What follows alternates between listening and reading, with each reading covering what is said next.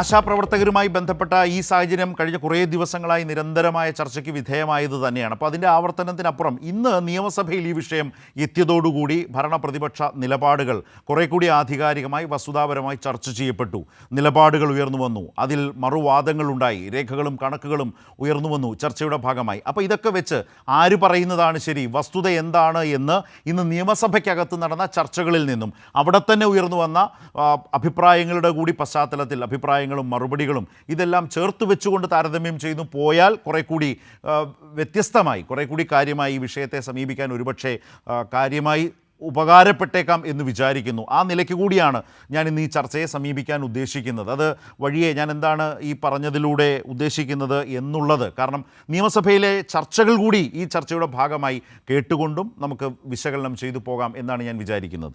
അപ്പോൾ അതിലേക്ക് പോകുന്നതിന് മുമ്പ് ഞാൻ ശ്രീ അരുൺകുമാറിനോട് എനിക്കൊരു കാര്യം ചോദിക്കാനുള്ളത്, ഞാൻ ഈ ചർച്ചയ്ക്ക് തൊട്ട് മുമ്പ് കണ്ട ഒരു ലെറ്ററാണ്. അതായത് ഇന്നത്തെ ഡേറ്റ് വെച്ച് ആരോഗ്യമന്ത്രിക്ക് പോയിട്ടുള്ള, വീണ ജോർജിന് പോയിട്ടുള്ള കത്താണ്. ആ കത്ത് കൊടുത്തിട്ടുള്ളത് BMS ആണ്, ഭാരതീയ മസ്ദൂർ സംഘമാണ്. ഇപ്പോൾ SUCI അനുഭാവമുള്ള സമരം, അതിനെ രാഷ്ട്രീയമായി പിന്തുണച്ച് നിൽക്കുന്നത് UDF, അതിൻ്റെ ഭാഗമായി കോൺഗ്രസ് UDF അടിയന്തര പ്രമേയ സഭയിൽ കൊണ്ടുവരുന്നു. ഇതാണ് ഇന്ന് പകല് കണ്ടത്. വൈകുന്നേരമായപ്പോൾ BMSൻ്റെ ഒരു കത്ത് പോയിരിക്കുന്നു ആരോഗ്യമന്ത്രിക്ക് ഈ വിഷയത്തിൽ ചർച്ചയ്ക്ക് വിളിക്കണം എന്ന് പറഞ്ഞുകൊണ്ട്. അതെന്ത് കളിയാണ്?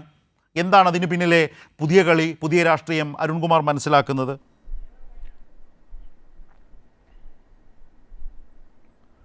ഇപ്പോൾ SUCIയുടെ പേരിൽ ആരംഭിച്ചിരിക്കുന്ന ഈ സമരം, ആ സമരപന്തലിലേക്ക് ഈ സ്കീം ഇംപ്ലിമെൻ്റ് ചെയ്ത കേന്ദ്ര സർക്കാരിൻ്റെ പ്രതിനിധികൾ എത്തുകയാണ്. ഇപ്പോൾ നമുക്കറിയാം 2005 ഈ സ്കീം ഇംപ്ലിമെൻ്റ് ചെയ്തത് കേന്ദ്ര സർക്കാരാണ്. അതിനുശേഷം ഈ സ്കീമുമായി ബന്ധപ്പെട്ടുകൊണ്ട് നിരവധി ആവശ്യങ്ങൾ, ഇത് തൊഴിലാളി എന്ന രൂപത്തിലുള്ള പരിഗണന വേണം, വേതനം കിട്ടുന്ന സാഹചര്യം വേണം, പെൻഷനറി ബെനിഫിറ്റ് വേണം, മറ്റ് ക്ഷേമ പദ്ധതികൾ വേണം.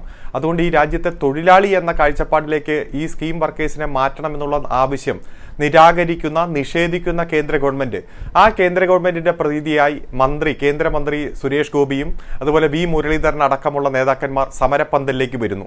ആ സമരം ചെയ്യുന്നവർ, സമരത്തിന് നേതൃത്വം കൊടുക്കുന്നവർ ഒരു പ്രതിഷേധവുമില്ല. അവിടെ കൂടിയിരിക്കുന്ന മാധ്യമ പ്രവർത്തകർക്കും ഒരു ചോദ്യവുമില്ല. കാരണം ഈ സ്കീം നടപ്പാക്കുന്ന കേന്ദ്ര ഗവൺമെന്റ് അല്ലേ, അതുകൊണ്ട് ഈ ആവശ്യങ്ങൾ പരിഗണിക്കേണ്ടത് കേന്ദ്ര ഗവൺമെന്റ് അല്ലേ, ഇവർക്ക് വേതനം കൊടുക്കേണ്ടതും മറ്റു തരത്തിലുള്ള ആനുകൂല്യങ്ങൾ വർദ്ധിപ്പിക്കേണ്ടതും കേന്ദ്ര ഗവൺമെന്റ് അല്ലേ എന്നൊരു ചോദ്യം മാധ്യമ പ്രവർത്തകരോ സമരത്തിന് നേതൃത്വം കൊടുക്കുന്നവരോ ചോദിക്കുന്നില്ല. മറിച്ച് അവിടെ ആടുന്നു, പാടുന്നു, അതുപോലെ ഡാൻസ് ചെയ്യുന്നു, വീണ്ടും വരാൻ അവസരം കൊടുക്കുന്നു, കുട കൊണ്ടുപോയി കൊടുക്കുന്നു, വടി കൊണ്ടുപോയി കൊടുക്കുന്നു. ഇതെല്ലാം നമ്മൾ കാണുകയാണ്. അപ്പോൾ സ്വാഭാവികമായിട്ട് ഒരു സംശയം അന്ന് ഉരുത്തിരിഞ്ഞു വന്നിരുന്നു. SUCI നടത്തുന്ന സമരത്തിന് BJPക്ക് എന്താണ് ഇത്ര റോള്? BJPയുടെ നേതാക്കന്മാർ അങ്ങോട്ട് കടന്നു വരുമ്പോൾ ഇത്ര അനുഭാവപൂർവമായിട്ടുള്ള ഒരു മനോഭാവം എന്തുകൊണ്ട് ഈ സമരത്തിന് നേതൃത്വം കൊടുക്കുന്നവർ കാണിക്കുന്നു എന്നതിനെക്കുറിച്ചൊരു സംശയം കഴിഞ്ഞ 2 ദിവസമായിട്ടുണ്ട്. എന്നാൽ ഇന്ന് വൈകുന്നേരം BMSന്റെ ലെറ്റർ പാഡിൽ BMSന്റെ നേതാക്കന്മാർ ഈ ആശാ വർക്കേഴ്സുമായി ബന്ധപ്പെട്ടുള്ള സമരം ഒത്തുതീർപ്പാക്കണം, അതുപോലെ തന്നെ അത് ചർച്ചയ്ക്ക് വിളിക്കണം എന്നാവശ്യപ്പെട്ടുകൊണ്ട് ഒരു കത്ത് ആരോഗ്യമന്ത്രിക്ക് കൊടുക്കുമ്പോൾ ഞാൻ മനസ്സിലാക്കുന്നത് ഈ സമരത്തെ BMS ഹൈജാക്ക് ചെയ്തിരിക്കുന്നു. അതിൽ SUCയുടെ ഭാഗമായി അണിനിരന്ന ഒരു വലിയ വിഭാഗം ആളുകൾ BMSന്റെ ഭാഗമായി മാറ്റാൻ വേണ്ടിയിട്ടുള്ള ഇടപെടൽ BMS നടത്തിക്കൊണ്ടിരിക്കുന്നു. അപ്പോൾ ഈ സമരം ആദ്യഘട്ടം മുതൽ SUCയും BMSും അത് BJPയും എല്ലാം നല്ല ആലോചനയോടെ, അത് ഗൂഢാലോചനയോടെ തന്നെയാണ് സംസ്ഥാന ഗവൺമെന്റിനെതിരെ ഈ സമരം തിരിച്ചുവിടാൻ ഒരു ചോദ്യം പോലും കേന്ദ്ര ഗവൺമെന്റിനെതിരെ വരാതെ, കേന്ദ്ര ഗവൺമെന്റിനെതിരെ ഒരു പ്രതിഷേധവും ഇല്ലാതെ, യഥാർത്ഥത്തിലുള്ള വസ്തുത കേന്ദ്ര ഗവൺമെന്റ് ഇടപെട്ടാൽ മാത്രമേ ഈ സമരം തീരുകയുള്ളൂ, അല്ലെങ്കിൽ ഇതിന്റെ പ്രശ്നങ്ങൾ പരിഹരിക്കപ്പെടുകയുള്ളൂ എന്നുള്ള വസ്തുതയുള്ളപ്പോൾ പോലും ഇത്തരത്തിൽ നിലപാട് സ്വീകരിച്ചതിന്റെ പിന്നിൽ വലിയൊരു ഗൂഢാലോചനയുണ്ട്, ഒരു അജണ്ടയുണ്ട്.